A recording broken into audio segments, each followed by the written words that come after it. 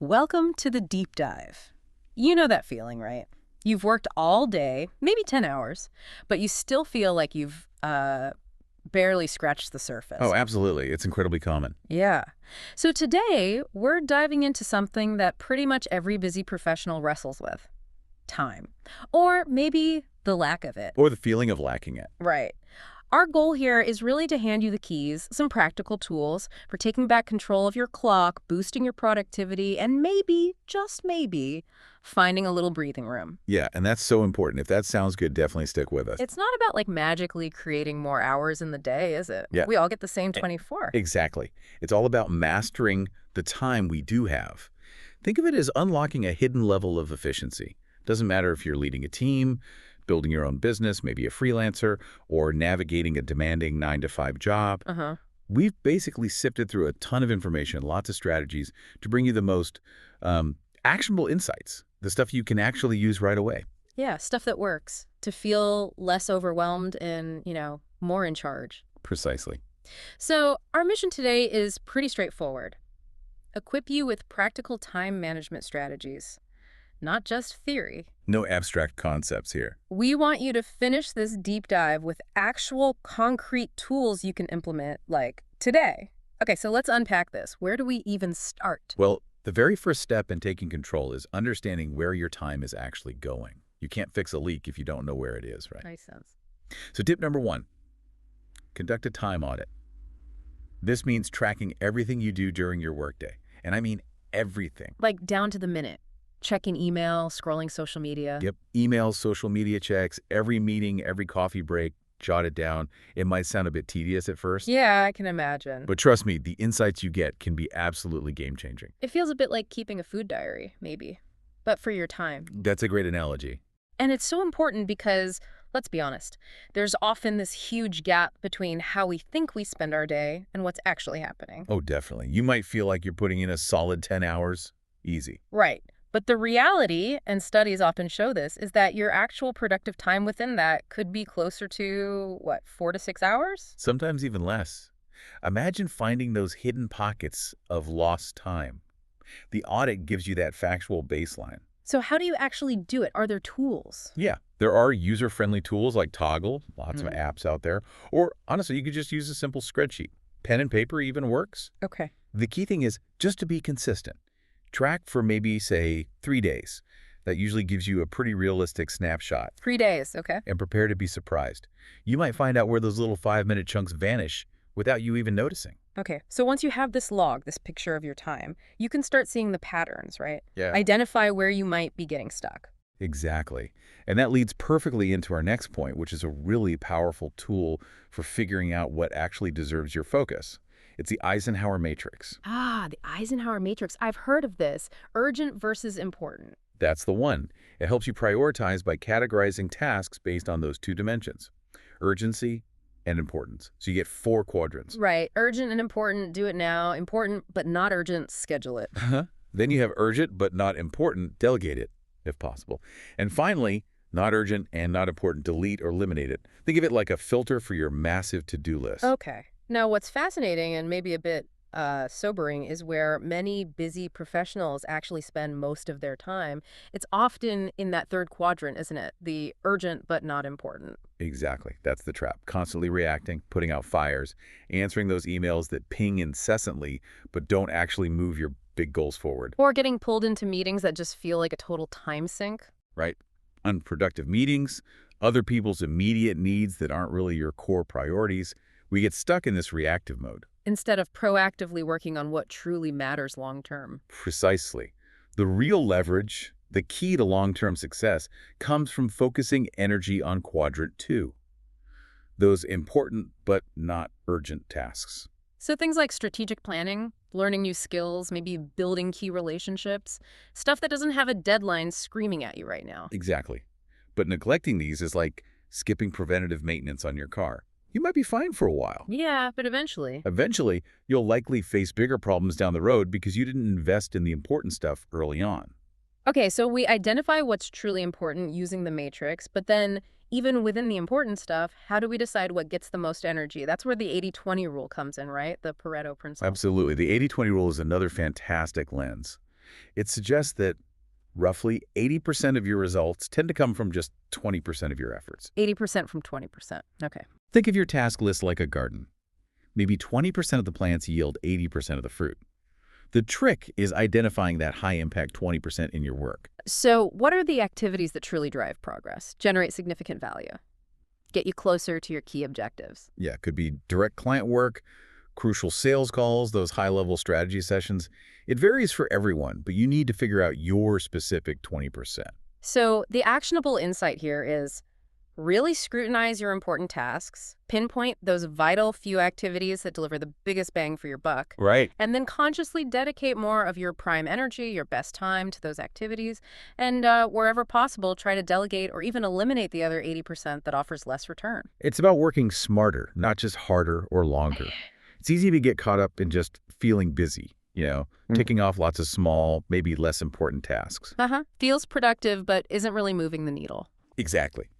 The 80-20 rule reminds us, focus on the vital few that make a real difference. Now, okay, once you've got a clearer handle on your priorities, how do you make sure you actually tackle them day after day? Right, the execution part. Yeah. Our next tip involves a really simple nightly ritual. Yes. Plan tomorrow tonight. I really like this one. Such a small habit, but the payoff feels surprisingly large. It really is effective. Yeah. At the very end of your workday, maybe just the last 10 minutes, take that time to map out your top priorities for the next day. And the key is top priorities, right? Not the whole list. Ideally, yeah. No more than 3 key things, your absolute must-dos. It's like setting your compass before you even start the journey tomorrow. It definitely helps clear the mental clutter from the day that just ended. It does. And it reduces that, where do I even start, feeling when you sit down at your desk in the morning. Minimizes decision fatigue because you've already decided what your main focus will be. It's like giving yourself a head start. Your brain can even mull over those priorities overnight, maybe. Exactly. Your subconscious gets to work. Okay, so we have a plan for tomorrow, but just having a long to-do list, even a prioritized one, isn't always the most effective way to get things done, is it? That brings us to time blocking. You called it a superpower earlier. I think it really can be. Time blocking takes your prioritized to-do list a crucial step further. Instead of just listing tasks, you actually schedule specific blocks of time in your calendar for those tasks. So instead of just work on presentation on the list. You'd block out, say, 9:00 a.m. to 10:30 a.m. specifically for deep work presentation draft. You make appointments with your priorities. Okay. I can see how that would work. It might feel a bit rigid at first, You maybe. can feel that way initially, yeah. But the benefits are huge. It creates these dedicated slots for focused work. It helps shield you from the constant pull of distractions, email pop-ups, notifications. Isn't it constantly derail you? Exactly. And it dramatically reduces context switching. Yeah. It's a massive drain on productivity. Every time you jump between totally different types of tasks, your brain has to spend valuable energy re-engaging. It's like rebooting a computer over and over. Right, that mental setup time. Precisely. By carving out these dedicated blocks, you're signaling to yourself, and maybe even to others if you share your calendar, that this time is reserved. Gives a visual structure to your day. Makes it easier to see how your time's allocated and ensure those big priorities get the attention they need. Okay, that makes sense. Now, as we get more intentional with our time, using these blocks and priorities, we inevitably face, well, requests, opportunities, things that can easily derail even the best laid plans. The incoming. Which brings us to a really crucial, though sometimes uncomfortable, skill, learning to say no. Oh, this is a tough one for so many people, especially high achievers, people who want to be helpful and accommodating. But it's vital to recognize, really internalize, that every time you say yes to something that isn't aligned with your top priorities, you are essentially saying no to something that is. That's a powerful way to frame it. Saying yes to the unimportant means saying no to the important. Your time and energy are finite. They're precious assets that need to be protected. Saying no isn't just about protecting your schedule today. It's about investing in your focus and your future impact. And it doesn't have to be rude or unhelpful, right? It's about being strategic and also just honest about your own capacity. Exactly. You can decline gracefully. There are polite ways to do it. Phrases like, thanks so much for thinking of me for this, but my current commitments mean I couldn't give it the attention it really deserves right now. Or maybe, I'd love to help normally, but I'm fully focused on delivering Project X and Goal Y at the moment. Something like that. Perfect. Simple, honest, respectful. And the interesting thing is, when you start setting these boundaries, it not only safeguards your time, but it also helps others understand and respect your priorities over time. It communicates the value you place on your focus. Both to yourself and to those around you, yes. Okay, so we're getting better at being selective about what we take on. Now, how can we make the tasks we do accept, the ones we commit to, even more efficient? Tip number 7 is about grouping similar things together. Yes, batching similar tasks. This is a fantastic way to streamline your workflow. We touched on context switching earlier, how shifting between different kinds of work eats up mental energy. Right. So by grouping similar activities together, you stay in the zone, maintain focus, and build momentum. So give us some examples, like instead of checking email constantly. Exactly. Instead of dipping in and out of your inbox all day, you could designate 2 or maybe 3 specific time blocks just for email processing. Handle it all then. Okay. Or if you have several phone calls to make, block out time and make them all back to back. If you have administrative tasks like filing expenses or reports, do them all in one chunk. Well, like setting up a mini assembly line for certain types of tasks. That's a good way to put it. What's really happening here is you're leveraging focused attention. Once your brain is geared up for a particular type of task, it's much more efficient to just keep going with similar activities rather than constantly having to switch mental modes. It's can't stay in that groove. Now, here's a little trick, maybe for the smaller things. To prevent those little nagging tasks from piling up and just cluttering your mind, the 2-minute rule. Ah, yes. A classic from David Allen's Getting Things Done, GTD. Love this one. The rule is incredibly simple, almost deceptively so. Okay. If a task pops up, or you think of something, and you estimate it'll take less than 2 minutes to complete, just do it immediately, right then and there. Don't write it down. Don't schedule it. Nope. Don't add it to your list. Don't defer it. Yeah. Just take those, 90 seconds or whatever and get it done. Think of it as nipping those little annoyances in the bud before they grow. It sounds almost too easy, but I can see how the cumulative effect could be huge. Those quick emails you need to send, filing that one document that's sitting out, making that super brief confirmation call. Exactly.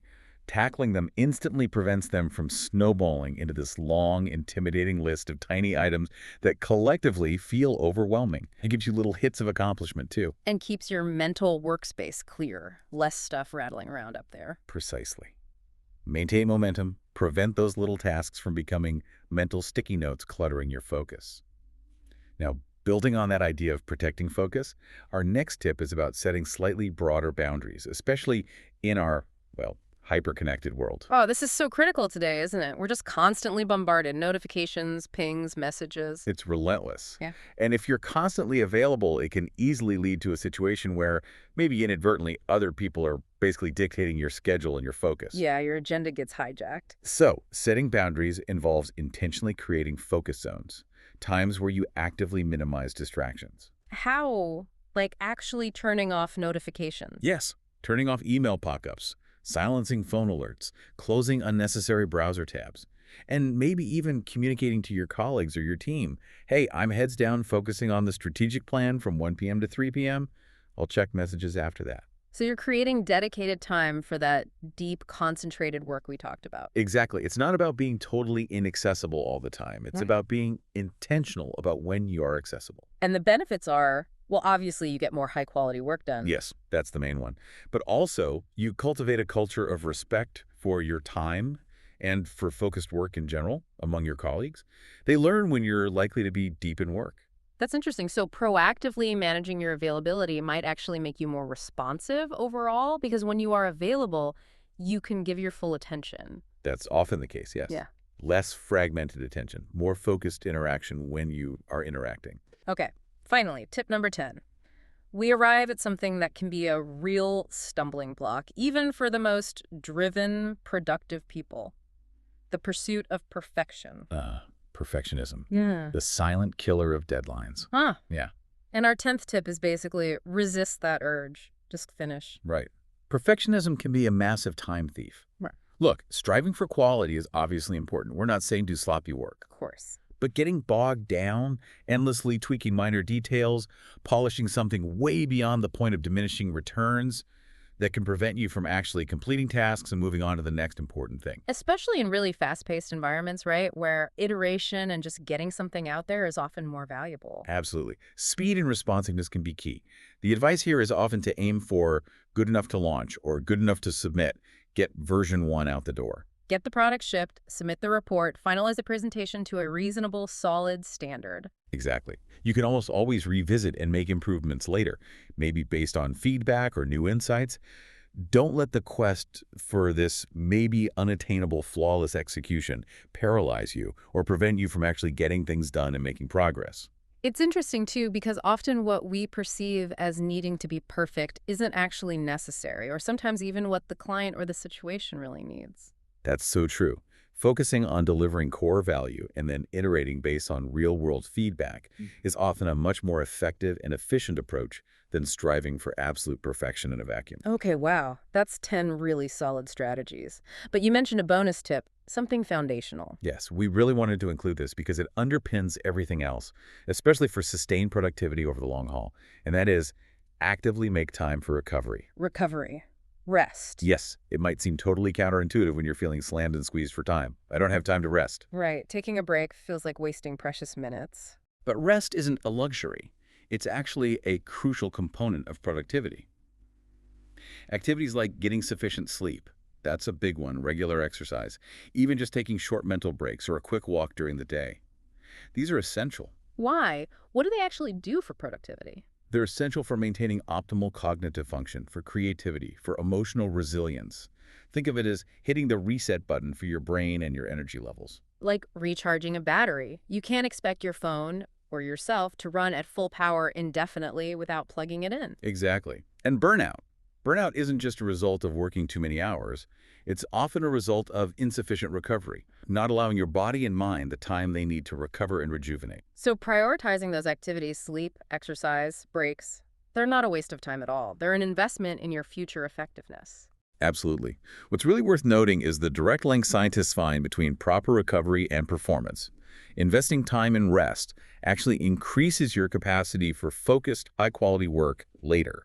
And it significantly reduces the likelihood of making errors or seeing your efficiency plummet when you're tired. It's all about working sustainably. That's a fantastic point to end on. So there you have it, our deep dive into effective time management for busy professionals. A lot packed in there. Yeah. The core message really is that your time is this incredibly valuable, non-renewable resource. And mastering how you manage it is just a fundamental professional skill. It pays dividends in productivity, sure, but also in reduced stress and just overall well-being. Definitely. And just to quickly recap those top 10 tips. First, do that time audit, see where it's going. Second, prioritize using the Eisenhower Matrix, urgent versus important. Third, leverage the 80-20 rule, focus on high-impact tasks. Fourth, plan tomorrow tonight, just those top 3 things. Fifth, use time blocking, schedule appointments with your tasks. Sixth, learn to say no gracefully.